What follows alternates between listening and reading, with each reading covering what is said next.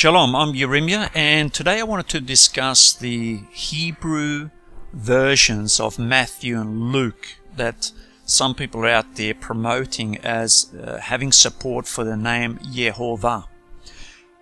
Some people then are claiming the discoveries of these Gospels is very significant because it has the Nikud and support for Jehovah. The Hebrew version of Matthew and Luke actually contain information in there that helps us actually to learn the dates that they were written, and that is very significant and important, and I will show that.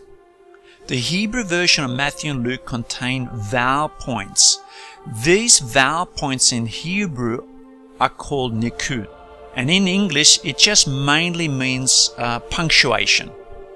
If you have a look at the oldest and most ancient Hebrew manuscripts we have today, for example Dead Sea Scrolls, you will not see the nikud, and you never see the name Jehovah.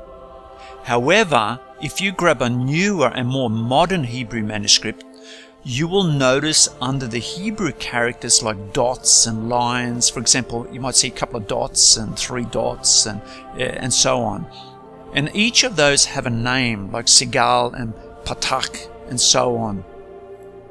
And it makes a little bit easier for people to read Hebrew. And especially for newer people, because they'll notice these characters like the lines and dots, and they just help the new people in Hebrew to pronounce words a little bit easier. But you will find that most Israelites don't use the nikud, because they are mainly used for beginners in Hebrew. So nikud could actually be looked at sort of like training wheels for somebody that's learning how to read Hebrew. So therefore you'll see that a lot of people educated in Hebrew, they don't need nikud at all. So this is basically what nikud means. So not only does nikud help beginners in Hebrew to read it, but it also helps us to put a date on the manuscripts, and that is so important and vital right now in the context of this presentation that I'm sharing with you.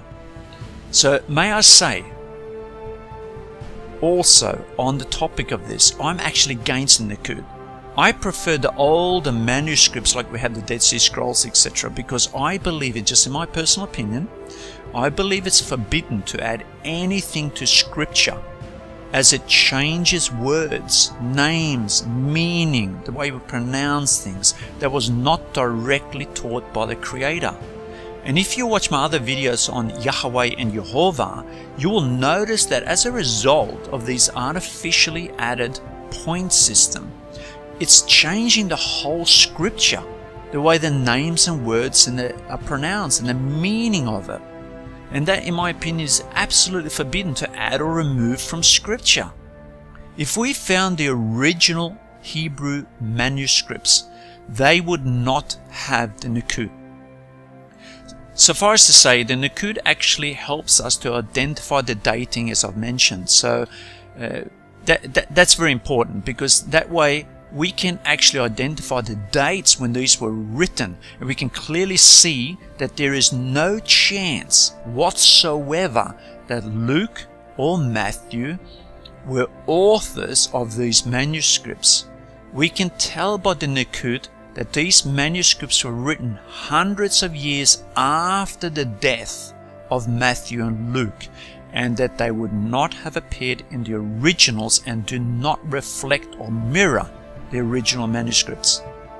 Something important to know is that the nikud was not invented until after the 6th century, which means it didn't appear in the public realm till after 400 years after Matthew and Luke died. And there is a difference between the nikud systems, which I just want to cover on just very briefly, and I encourage you to do your own due diligence and look into this a little bit more for yourself.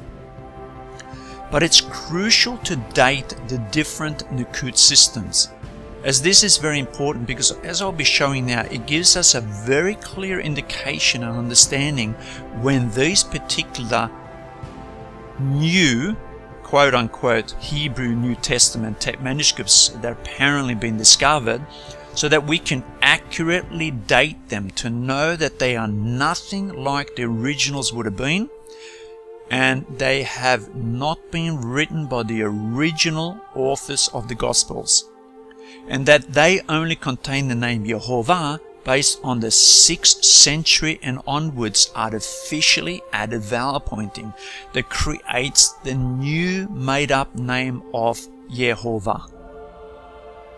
So let's begin with the first known Nukud system, which is the Babylonian Nukud system.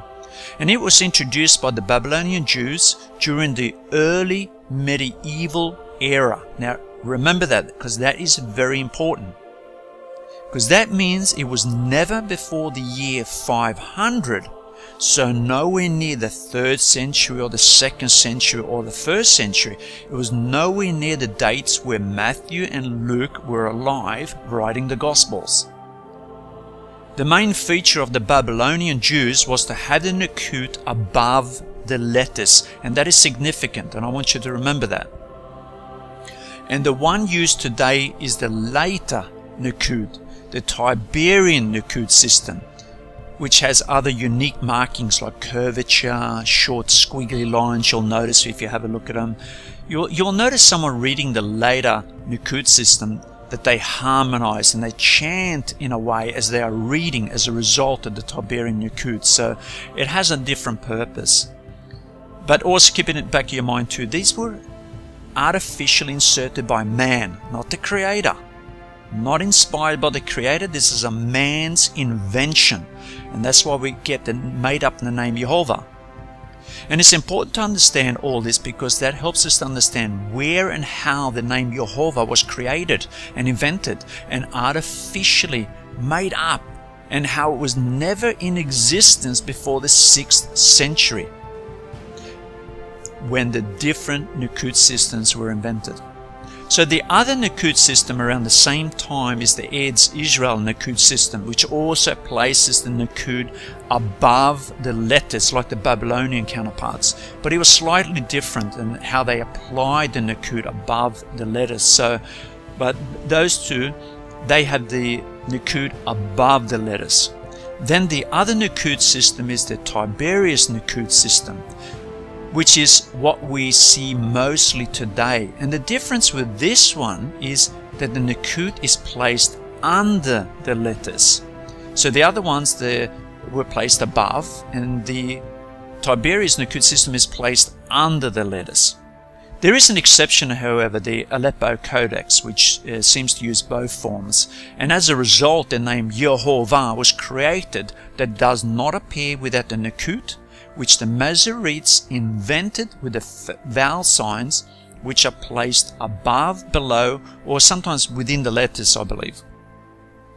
And these were invented and created and artificially inserted centuries, and I do repeat this, centuries after the New Testament Gospel writers had passed away.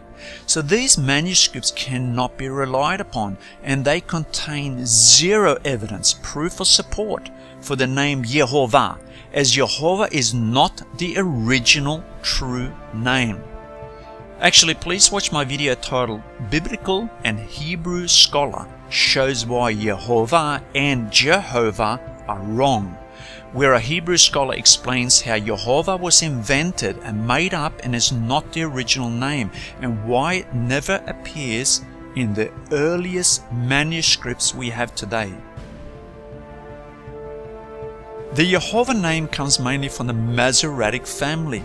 Apparently, according to history, they were a group of Karaite Jews, but apparently they renounced their Karaitism, so the current editions that is mainly used today is basically from the Masoretic system. And there is another scribal codex called the Aleppo, which I touched on, and that is found from the city of Aleppo in Syria, which is also used by the Jehovah followers today. However, as we can see clearly, is that the current Hebrew manuscripts used today in the Aleppo Codex, for example, they all contain the added pointing and markings, which then have created this new erroneous name Jehovah. And I reiterate, the name Jehovah never exists in the earliest manuscripts that we have. And the Nukud and Jehovah doesn't even exist in the Mishnah. And the Mishnah was actually published at the end of the 2nd century, hundreds of years before Jehovah name was made up. And the Mishnah is actually the first major written collection of the Jewish oral traditions, known as the quote-unquote oral Torah. It is also the first major work of rabbinical literature. And as stated, even they do not contain the vowel points needed for Jehovah. And remember, Nikud is like the training wheels. It's only for beginners new to Hebrew reading. And that's why most Israelites don't need a Nikud. And hence, they do not believe in Jehovah, because they never read that in the Hebrew manuscripts. Unless, of course, they pick up a copy of the Leper Codex, for example, with the added vowel points. Now, even I, as a Yahweh believer, I will read Jehovah in these later manuscripts with the Nikud and the added vowel points, because that's what it says. When you have that name made up with a combination of Adonai and the Tetragrammaton, that's what it come up with. And as we see today, many who have a master's degree from Hebrew University, they have a PhD, they are the top credible Hebrew professors and scholars in the world today from the Hebrew University of Jerusalem. Professor Tolv and Professor Fazberg, for example, who says Jehovah is nonsensical and is a mistake. And remember, these have master's degrees from Hebrew University. They are the top super Hebrew professors and scholars in the world today, and they're saying that Jehovah is not the accurate name. And the reason they're saying that is because they understand that YHWH is ancient, and that YHVH and Jehovah is modern invention. And it was only an invention from the 6th century and later, after the invention of the Nikud. David Biven, for example, says it really well. He is a well-known and very credible scholar. I've even heard other Jewish scholars uplift David Biven and saying that David is a great pioneer of biblical scholarship. And David says, quote unquote, at the time the Hebrew Bible was being composed, the Va, V-A-V, the third letter of the Tetragrammaton, was pronounced as a W rather than a V as in modern Hebrew. Now, all the top scholars today, from having the master's degree from Hebrew universities to the professors and scholars from the Hebrew University of Jerusalem, they all have an awareness and an understanding that V is a modern Hebrew. That's why Jehovah with the V, that's modern. It's not ancient. That's why they all know that Jehovah is not the accurate ancient name, because it's a new modern Hebrew. For further information about that too, please watch my video titled David Biven, Biblical Scholar. Jehovah is a sign of misunderstanding of the Masoretic text. And in my video there, I've got a couple of links to David's articles, so please have a read of those. So in conclusion, through the Nikud system, we can clearly and accurately see that YHVH and Jehovah are new modern inventions, and they do not appear in the 1st century or before. They only appear hundreds and hundreds of years after the gospel writers had passed away. So any claims that these Hebrew New Testament versions of the Gospels, of Matthew and Luke, for example, and then John, and whatever else comes up, you can now know that that is a result of the Nikud system. And now you have an awareness about the invention of the Nikud system. And the Nikud system never appears in the earliest manuscripts. And that's something important to remember. And it would not appear in the originals. This is new inventions, and therefore you cannot get the name Jehovah unless you have the Nikud. And that's been added by man, not by the Father. and we should not add anything to the righteous scriptures. Leave them alone. Leave the scriptures alone and do not add to them. Hopefully that's been helpful, and may Yahweh bless your journey into all truth. Shalom.